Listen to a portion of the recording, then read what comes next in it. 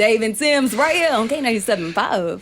Your sis Royalty, and I told you we got a special guest in the building. This is one of my favorite special guests. We got NCCU men's basketball coach Levelle Moton in the building. Yeah. What's happening with you? What is going on, Coach? How you doing? I'm good, taking my day to be with you, and I love that. Yes, I am so glad you could be here because something big is happening this Saturday. This is actually the 17th annual event. Can you tell us about it? Yeah, the Levelle Moton 17th Annual Back to School Community Day is this Saturday at the Raleigh Boys Club, 605 Raleigh Boulevard. I think everybody out there know that. If you can hear me, you pretty much know what that is. But yeah, it's going to be from 10 to 1, and I would say get there at like 9 o'clock, man. And we give away so many book bags and school supplies and free haircuts for the fellas and manicures and pedicures for the young ladies. We got food trucks, we got free games, just a day to get the community together and eliminate the headache of being a parent, of trying to provide and trying to perform and trying to feel that pressure of getting these kids back to school. So all of that is on our backs and on our shoulders, for that weekend, and we just trying to bless the community as usual. And Coach, last year you also had your team out there, which, not to put them on blast, but, my sister beat them in a game of horse. I needed to sign her up. So, yeah, my basketball team, they'll be out there every year. Just hosting, man, and just trying to see a blueprint so when they go on and have bigger and better things in life, they can go back to their respected communities and, bring their community together as well. Yes. And again, this is 17 years. What keeps you going for 17 years? Man, that's a good question. I do so much because so much was done for me, right? No matter how big I got or no matter how, quote unquote, successful somebody deemed you to be, and all those words are subjective, right? I'll never forget where I come from. Yeah. And it's hard for me, even if I wanted to, I couldn't, because I lived in poverty over half my life, right? And so that's who I am at my core. And although we didn't have a lot of finances, what we did have is the things that money couldn't buy that people are so desperately in need of: the loyalty, the commitment, the respect, the how to treat others, how to lend a hand to your fellow neighbor, et cetera, et cetera. So those responsibilities, I take dearly. It's not only a moral responsibility, it's like a social obligation for me.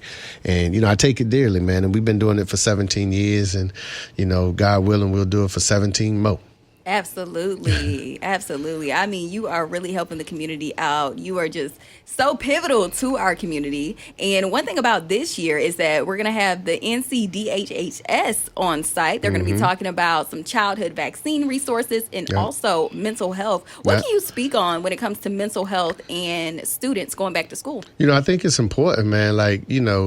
Even one thing that haven't changed since my time of going to school in the 1900s, right?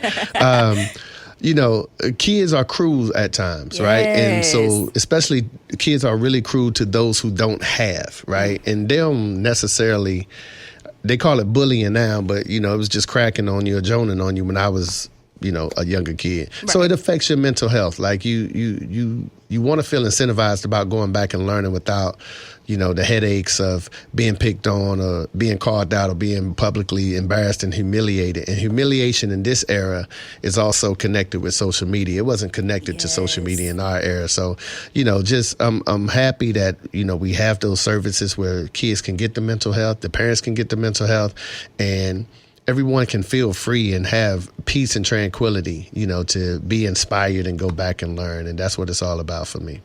Has there been a moment over the years, because again, we on year 17, has there been a moment that has stuck with you at one of these community days?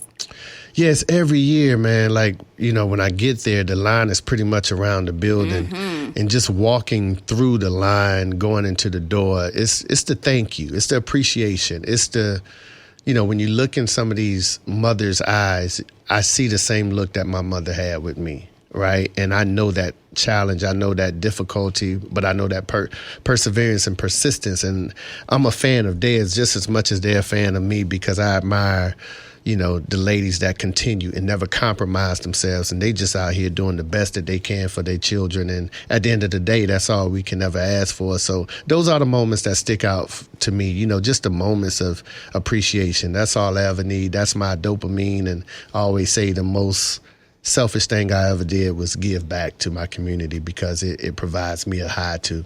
I was going to get into that because you are a coach. We know you as a coach out here, but how does that tie into what you do for the community? My mother and my grandmother was really instrumental in that, and in my upbringing. They pounded in me like, don't ever forget where you come from. When I was 12, I won a Pepsi Hot Shot competition where I was crowned like the best shooter in the nation. And I told my grandma I'm going to buy this big house and big car and move out the projects. And she said, that's fine and dandy. But she said the two most important days of your life is the day that you were born and the day you figure out why. Ooh, that's and a if word. people remember you as a basketball player, then you've done a poor job of living. So I've never forgotten that. And she told me this when I was 11, 12 years old. And so that's always stuck with me. So I've just always tried to not necessarily be remembered as a basketball player or a basketball coach, because basketball is what I do. It's not really who I am. That's 2 hours of the day. That's pretty simple because that's my gift. But the other 22 hours, I just like to use that in serving and helping other people. Yes. So if there is a parent that's out there listening right now, why should they be out there this Saturday at the Boys and Girls Club? Stress-free. Just come out, get backpacks. Backpacks are probably like $20 nowadays, right? Calculators, pencils, crayons, markers, papers, scissors, staplers, all that stuff. We have that for you. So that's in essence $100 that you don't necessarily have to spend. Haircuts, $25 nowadays for little kids. We taking care of that too. So we eliminating $125 for you, and you can come get some raffles, some gifts, some prizes, some fun, some manicures and pedicures, some free food, and you get a chance to smile, right? And is everything is free, right? Everything is free, and that's the responsibility that we're going to endure. So I hope to see everyone there Saturday at 10 a.m. But get there like 9:15 because line's going to be wrapped around the building at the Raleigh Boys and Girls Club on 605 Raleigh Boulevard. Yes, that line is going to be wrapped, okay? I done been there a couple years, and I promise you it gets packed early. But, Coach, thank you so much for just everything that you are doing in this community, and we cannot wait to see you this weekend. Oh, thank you, man. I love you. I'm so proud of you and what you're doing, and this station has, supported me ever since I was a little kid, so I'm just grateful that, we have the relationship that we have up here, and so it's just each one can teach one and build. Absolutely. Listen, don't miss it this Saturday. If you need those details, go to our website at hiphopenc.com or check out our Instagram at K97.5.